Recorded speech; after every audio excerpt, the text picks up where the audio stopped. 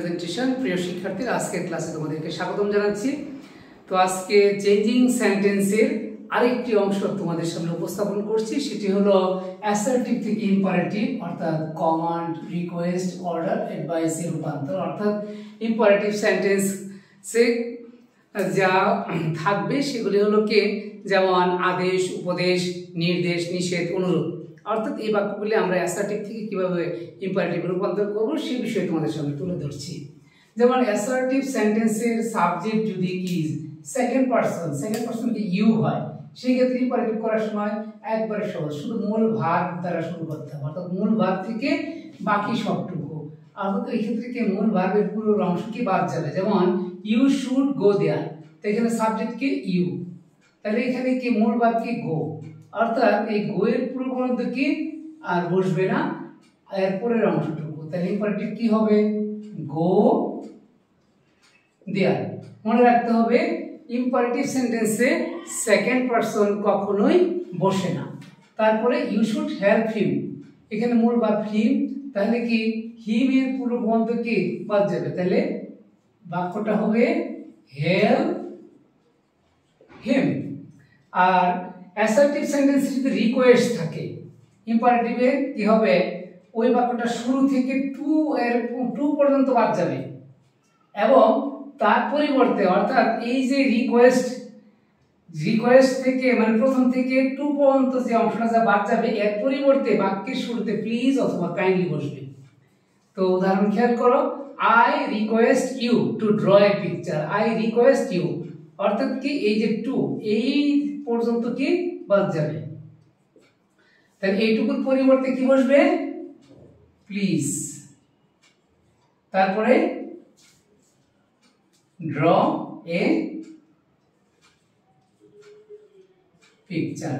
এখন যদি তুমি বলো I request him to come here, তাহলে I request him to come here, to পর্যন্ত বাদ যাবে, তাহলে কি বসাবো, কাইন্ডলি কাম হিয়ার অথবা কি প্লিজ কাম হিয়ার।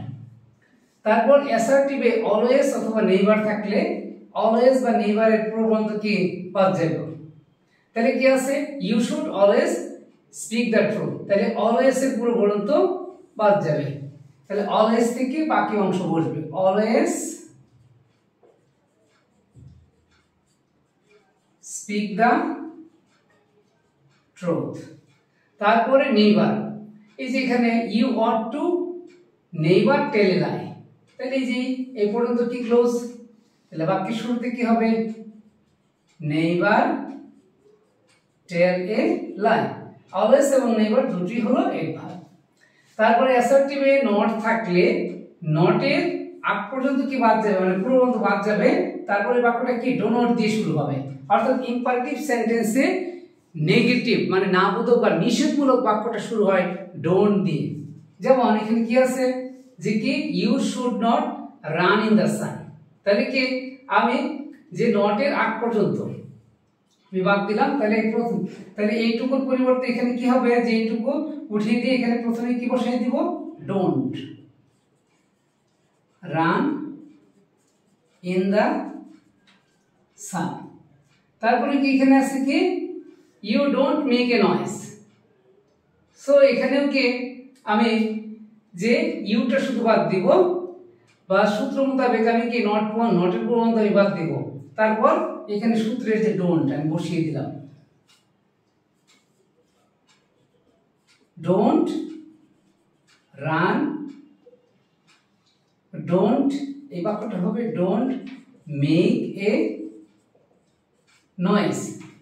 তো আশা করি প্রিয় শিক্ষার্থীরা এই পর্যন্ত বুঝতে পেরেছে। এখন তোমাদের সামনে আরো দুটি নিয়ম উপস্থাপন করব। প্রিয় শিক্ষার্থীরা এখন পরের দুটি নিয়ম তোমাদের সামনে উপস্থাপন করছি।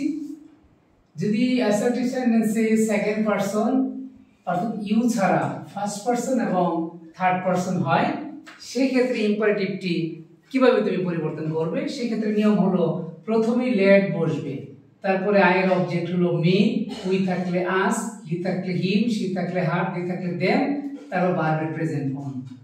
এখানে একটা জিনিস মনে রাখতে হবে, যখন তুমি লেট দিয়ে বাক্যের কাজটি করবে যদি থার্ড পারসনের ক্ষেত্রে অ্যাসার্টিভ সেন্টেন্সে এস বা ইয়েস থাকতে পারে, কিন্তু ইম্পারেটিভ করার সময় সেটি আর বসবে না।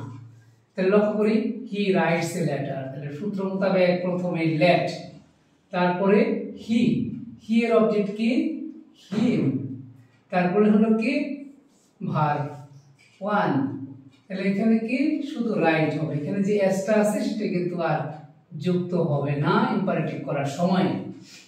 তারপরে কি অবজেক্ট কি এ লেটার, তারপরে দে সুইম ইন দ্য পুল, সূত্র মোতাবেক প্রথমে লেট, তারপরে দের অবজেক্ট কি দেন,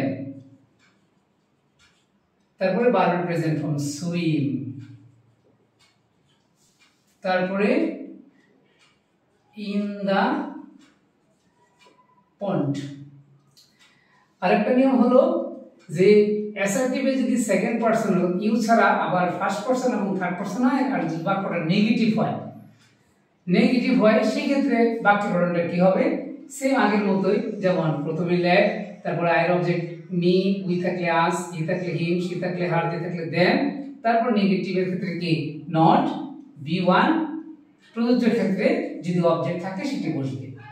তো এই ক্ষেত্রে বলে রাখি, যদি সাবজেক্টটা নাউন হয় থার্ড পারসন কিন্তু নাউন হয়, সেই ক্ষেত্রে এই নটটি কিন্তু চলে যাবে এই লেটের পরে।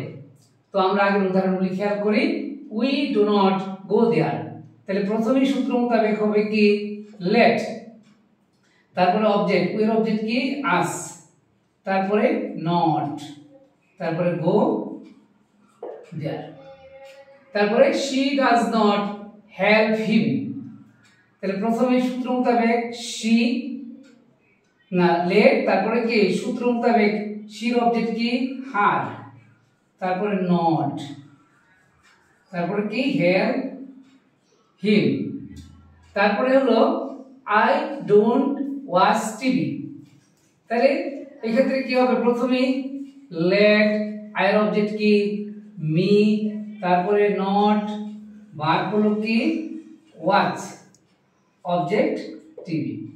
আর এই ক্ষেত্রে কি আছে, Karim does not read the novel.